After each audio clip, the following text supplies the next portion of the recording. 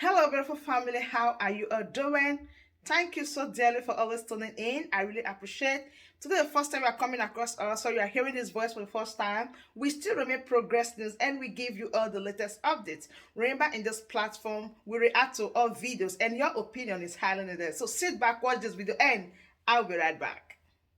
So this is the final probably meeting I'm having with the key political parties. So I've been meeting all the presidential candidates and all the party chairmen. So it's very helpful to me to be able to hear directly from you, and I'll ask you a few questions in a minute. But the basic points to make in this introduction is that obviously the UK doesn't have a vote in this election. What we want to see, along with our colleagues in the international community, is a credible, safe, peaceful election where the people of Nigeria are free to choose who they want to represent them at presidential level, at the various governor levels, and so on.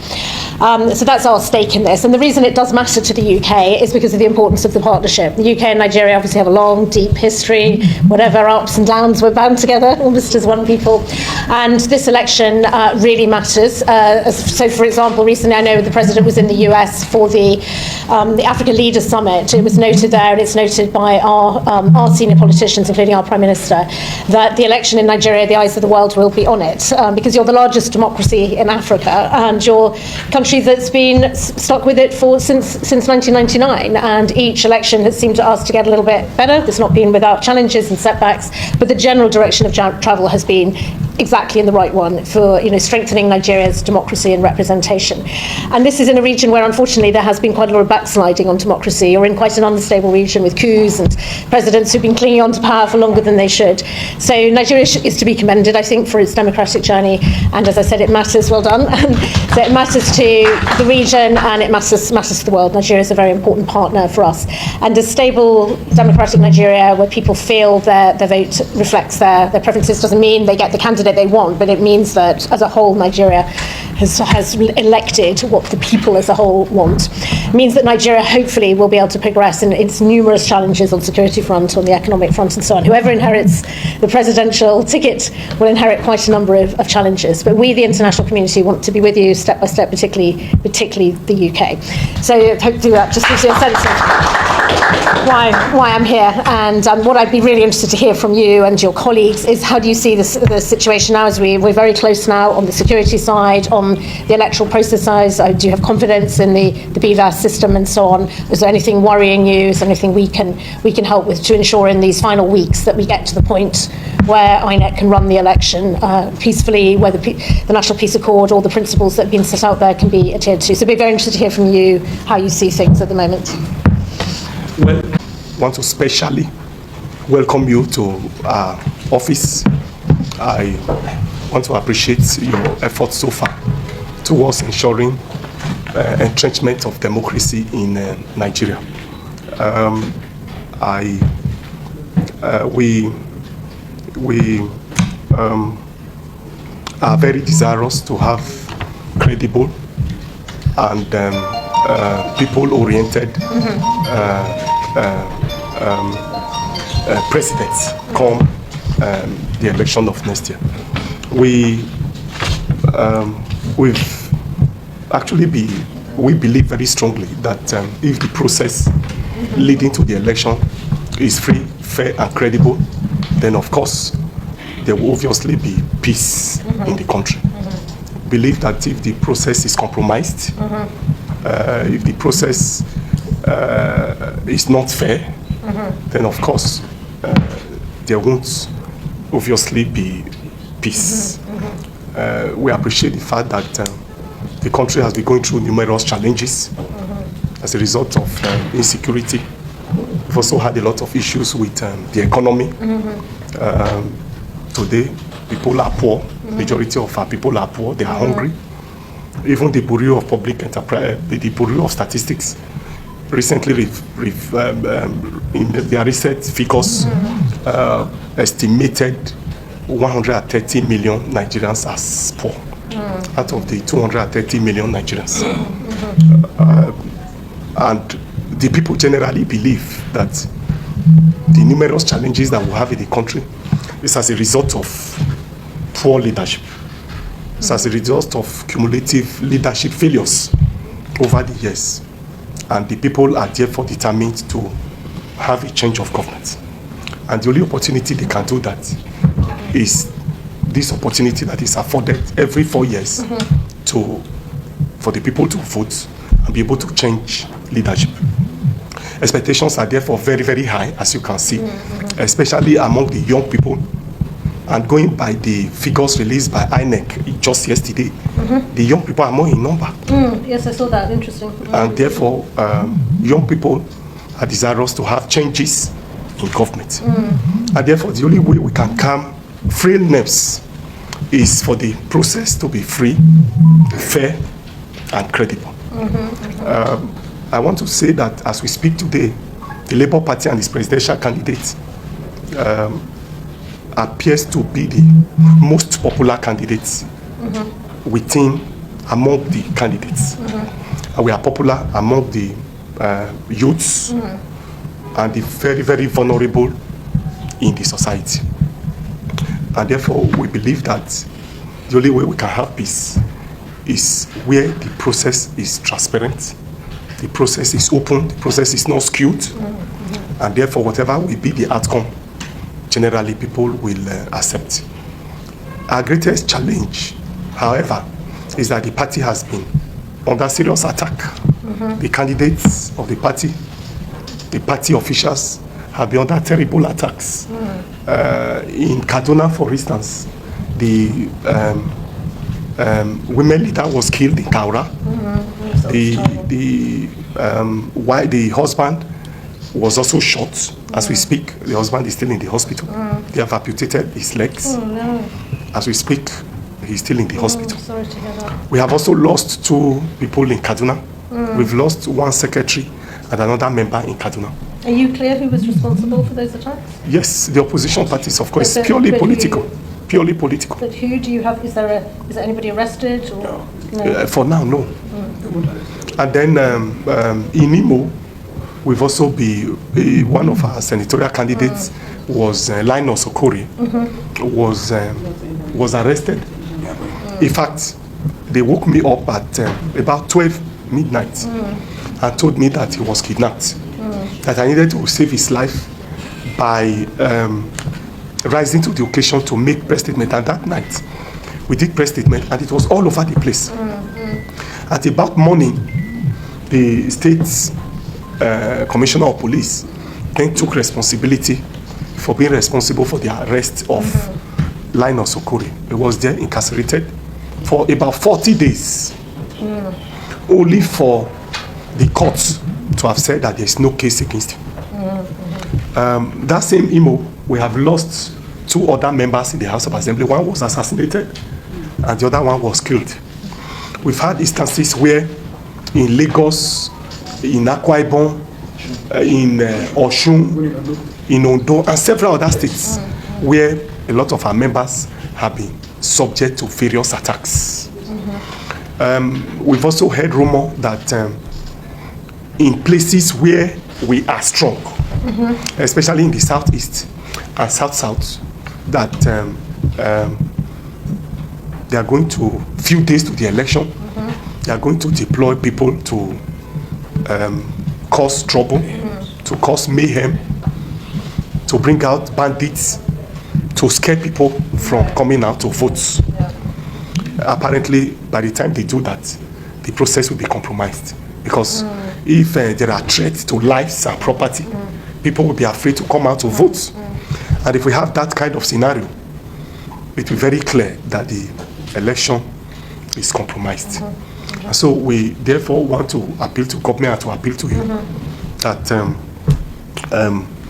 we must call on government to ensure the safety of lives and properties before and during the election. We have confidence in the fact that the beavers will work because it has been tried in, we have used it, it has been used in Ondo, it has been used in Osun and the Ekiti. And therefore we believe that the beavers will work. There are also fears that beavers will not be deployed early enough to areas where we have stronghold. These are all rumors, but we need to put it on record that this is what we've heard. And this we put INEC on notice that this is what is being speculated. And the reason for putting it on the table is for us to put it in the public domain, to also bring it to your notice at the level of the international level, to be on notice. Because if we are looking at free, fair, and credible election can be compromised if ballot papers, beavers, and all other materials that we need to work in those elections did not get to the places where they are needed. But generally, we believe that INEC is credible. We believe that INEC is determined this time around to be able to conduct free, fair, and credible elections. So far, there's no reason for us to doubt the credibility of INEC to conduct free, fair, and credible elections. But some of these fears, we believe that if they are taken care of, we are likely to have a credible election. We also want to use this opportunity to call on the security agencies, because a lot will depend on what they are able to do in order to guarantee security. One of our greatest threats is vote buying. Like we saw in Osun and the Osun and the Ekiti election. The security agencies were used to perpetuate buying of votes. It's the greatest threat to democracy in Nigeria. Because when you compromise, when you buy votes, or you pay and get the votes of the people, you generally compromise the process. And Labour Party is the most vulnerable to this. You know, we've never been in government. We've never had stolen funds. We've never had stolen resources. The money we have deployed, or the resources we have deployed in this election, are those that are contributed by members and hard-earned money. And obviously, we are in competition with other political parties who have had people in government, who still have people in government. PDP, for instance, still have people in, still have governors, House of Rep members, Senate, and the rest of them. And APC are those in government who control government at the center. And therefore, they have a lot of influence and they have a lot of money to deploy. And therefore, it's one of the greatest threats and one of our greatest fears, that the security agencies must be alive to their responsibility to ensure that money, the use of money, is not deployed in this election. Because if that is done, it will obviously compromise the outcome of the election.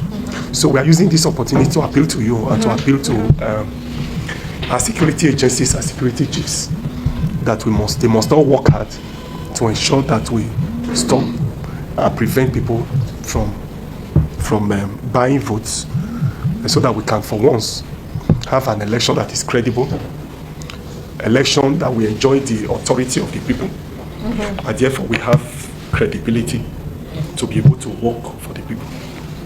It is pertinent to put on record that the 2023 general election will then become Nigeria. That is because the tensions are high, expectations are very high, and therefore, if the processes are compromised, it will be very difficult to control the frail nerves of the people. For now, these are my few comments. If there are others, I will make them as we interact further. But I want to say that it's over 20 million children out of school in the north. Poverty is more in the north. Insecurity, as we speak today, is more in the north. Even in Katsina today, a lot of local government is taken by bandits, and that is the home of the president. So usually it's not about north nor south. It's about to have the capacity to be able to work for the country and reposition it for greatness. And a lot of Nigerians believe that Peter Obi, a presidential candidate, has what it takes in terms of character, in terms of pedigree, in terms of competence, even in terms of age and good health, without sounding modest here. Because the country is faced with numerous challenges, from security to economy to infrastructure, name it. We require somebody who has the good health, who is energetic, and who is strong to be able to face the challenges of the office. a demanding role indeed. Yes, and so a lot of Nigerians believe that the only person in the political class in the race among the 18 is our own presidential candidate.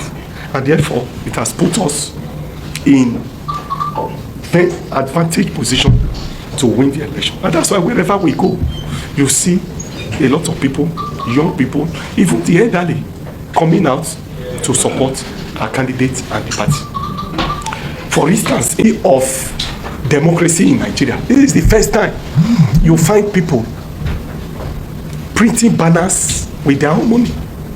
This is the first time you find people organizing rallies for the party and for the candidates with their money. The generational shift.